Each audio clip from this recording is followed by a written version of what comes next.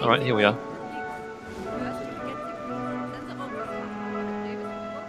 Good evening, sir. This way, please. That way. My apologies.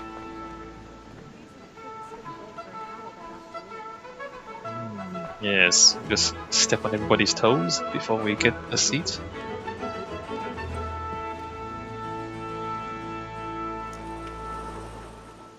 Evening, Hatham. Reginald? I can't tell you how happy I was to hear they'd mounted this revival. Gay's best work by far. Have you seen it before? Once. My father brought me here as a child.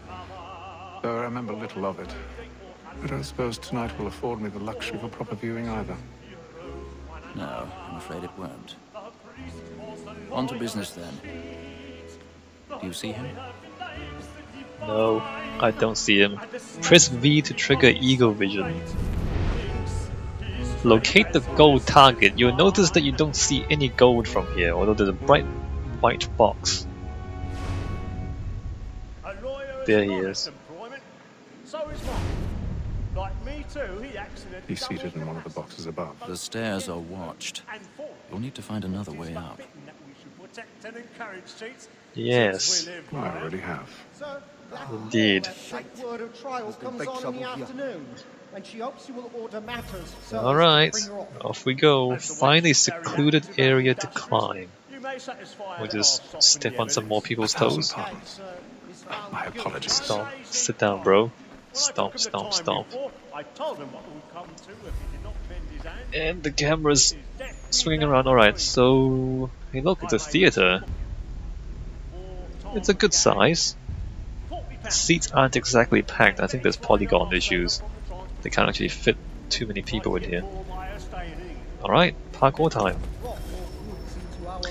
And believe it or not, we're gonna parkour right out here because we are so inconspicuous and nobody's ever gonna notice a random dude climbing around the theater on the outside. These people are having a great time. Look at these people. Yes. Go for it, bro. No, no, no, no, she's not happy. That's sexual harassment. Actually, she's happy. Okay, well, let's leave them to do their thing. Where are we going? No, we're going up. Going up. Here we go. Are these guys even watching the play? How do you watch the play if you're like in the second row back there? You can't see a thing, can you? Alright, so we continue to be inconspicuous as we climb our way up to the top here. And here we go. Parkour tutorials. Find a way backstage. Oh, lockpicking. So this, lockpicking, move the mouse left and right to locate and hold the tension angle. What does that even mean? Alright, well, it means that the game automatically does it, and then repeatedly press the mouse buttons to break the lock. That's not how you pick locks in real life. You do not just spam whatever it is you're doing, but, you know, okay. There you go, spam.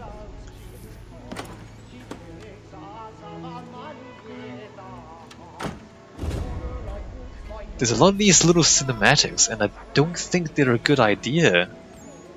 It happens a lot. You'll see it in the next like 30 minutes or so. There's a lot of these little cinematics, and they just break the immersion because they're always taking control away from the player. Don't really think it's a good idea.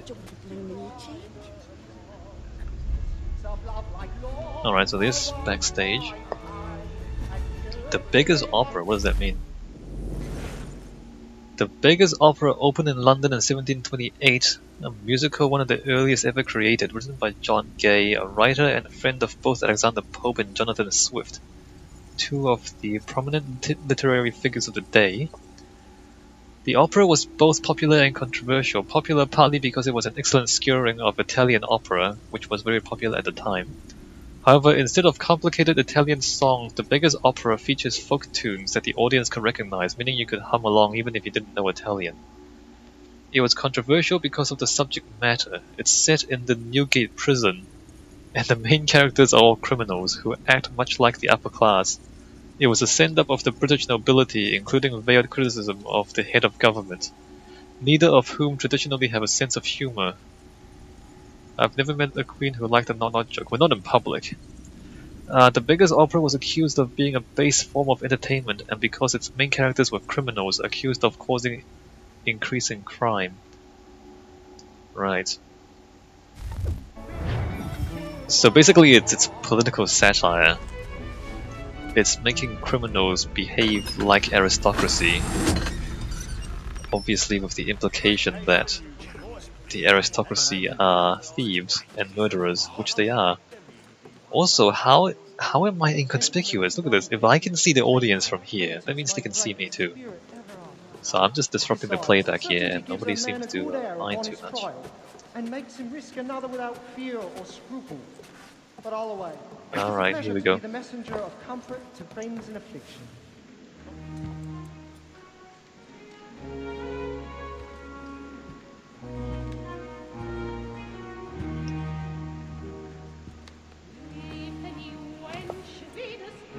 Haytham.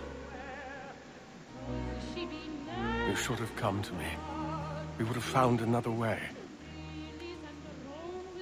Yes. But then you would have known. For what it's worth, I'm sorry. As am I. Stabby, stabby.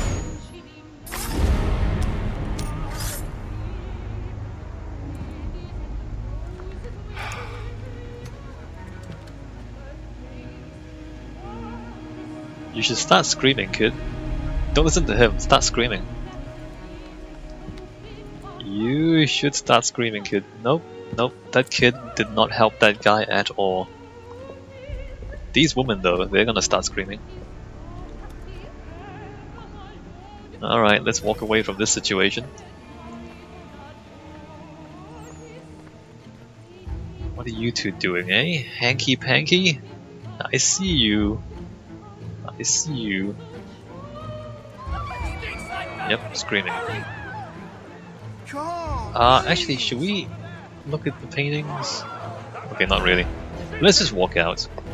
You can look at the paintings if you like. That guy just being assaulted. Alright, later guys. Excuse me, excuse me. Trying to get out. Excuse me, trying to follow my waypoints. Are they making out in the dark? Oh no, they just... oh, she's crying, okay. I don't know how it is that people panic so quickly. What are those men doing in there? You'd think that nobody would even notice. But apparently everybody's panicking now.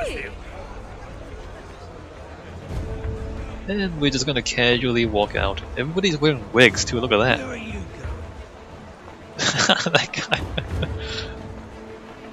These people are accosting random people. But for some reason nobody ever touches us. Alright, so we're just gonna walk out the front door. Later, bros.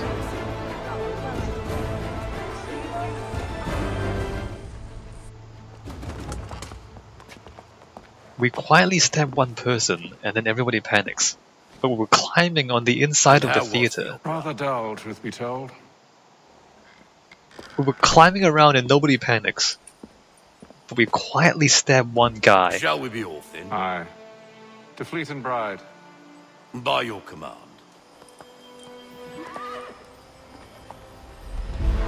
I don't know, man. I know that's the story, but it's a bit implausible, you know what I mean? Fascinating. Gentlemen, I hold in my hand a key. And if this book is to be believed, it will open the doors of a storehouse built by those who came before. Ah, yes. Those who ruled, reigned, and vanished from the world. Do we know what it is that will be held within? It could contain certain knowledge, perhaps a weapon or something as yet unknown, unfathomable in its construction and purpose. It could be any of these things, or none of them. They are still an enigma, these precursors. But of one thing I am certain. Whatever waits behind those doors shall prove a great boon to us all. Or our enemies, should they find it first. They won't. You've seen to that. I assume you know where this storehouse is? Ah, Mr. Harrison. Gentlemen, How fare your calculations? I believe the site lies somewhere within this region. That's a lot of ground to cover. My apologies. Were that I could be more accurate. That's all right. It suffices for a start. And that is why we've called you here, Master Kenway. We'd like for you to travel to America, locate the storehouse, and take possession of its contents. I'm yours to command, although a job of this magnitude will require more than just myself. Of course. Upon this paper are the names of 5 men sympathetic to our cause. Each is also uniquely suited to aid you in your endeavor. With them at your side, you will want for nothing. Well, then I'd best be on my way. I knew our faith in you was not misplaced. We booked you passage to Boston. Your ship leaves at dawn. Somewhere in this Go forth, region. Hatham, and bring honor to us all. The guy waves his hand above the entire east coast of North America, and he's like somewhere in this region. Alright, cool.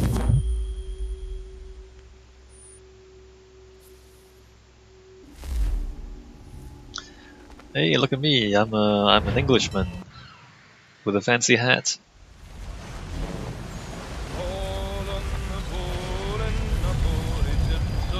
Atlantic Ocean Day 2.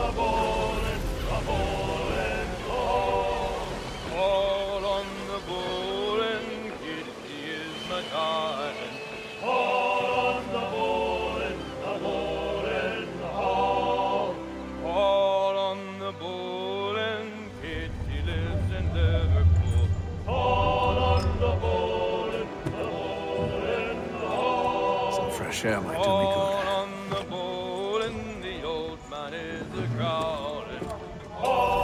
Day 2, and there's people singing. Alright, well, let's walk around and talk to people because we can. The Providence. That's not what I want. The Providence. That's not what I want either.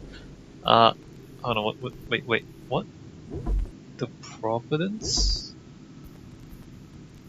Where's my Animus Training Center? No, database?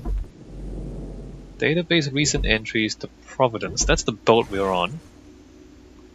The Providence was one of many sailing ships in the British Merchant Navy, which basically means it was a trade ship. Rather than one meant for war, you'll notice it's carrying cannon, but those are mainly for protection against pirates or privateer vessels, or for turning the ship into a privateer vessel should the need arise. So, I mean, it's a trade ship, but they all have cannons anyway. The ship was built in 1748 and made several trips a year between Britain and the North American colonies, with occasional visits to the West Indies. The manifest doesn't indicate anything particularly interesting, mostly it carried staples like tea, molasses, and cloth. It's captained by its part owner, one Samuel Smythe, who got something of a reputation among sailors for both cruelty to its crew and penny pinching on rations. Oh, he's just a good businessman, isn't he? Incidentally, that's not exactly a way to keep good sailors on board. The crew is probably both inexperienced and disgruntled. Ideally, you want an experienced crew who are hugely gruntled. Although you likely don't know much about running an 18th century sailing vessels, odds are you won't notice the difference.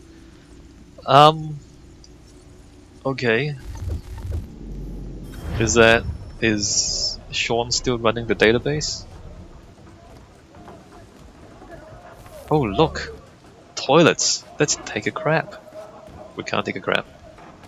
Usually these just dump straight into the ocean outside, so they should be closer to the edge, I think. What's going on here? There's a couple of rooms. I can run, good.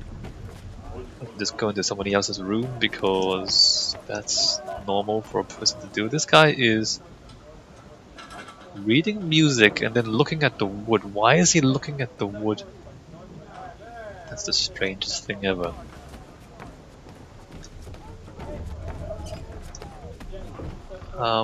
That guy is unconscious. Hey, look. A moment to talk?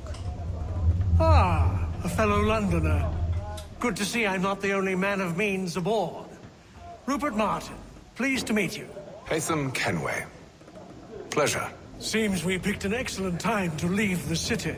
Oh? You didn't hear about the murder at the Opera House? No. What happened? They're still trying to sort it all out. And I suspect they'll be at it for a good long while. Any word on the motive? They've ruled out robbery, so perhaps it was a business arrangement gone sour. Or something more personal, more lurid. Who knows? But I am glad to be away from it. The city grows more dangerous by the day. Yes, dangerous. London. Let's run away to North America, because North America is not dangerous at all, is it? Hey, bros. Good morning, Doctor. To you as well. A question, if I may. Do you serve aboard the ship, or are you simply taking passage? A bit of both, actually. I've been commissioned by the Royal Navy to study maritime illness. I'll be observing the crew during the journey. We have found that sailors fare far better on the open seas than the rest of us. I hope to discover why that is.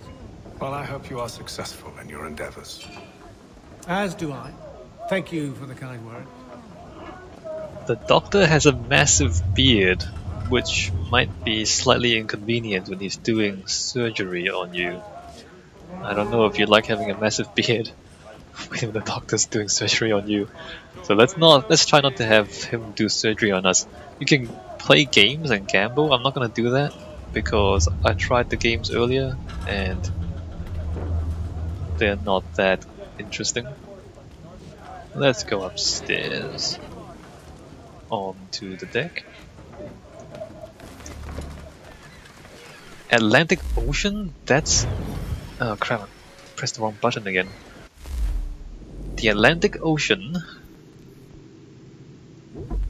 is a database entry. Why on earth would that need to be an entry? Of course, crossing the Atlantic today is as easy as a plane ride, but it was much more difficult in colonial times.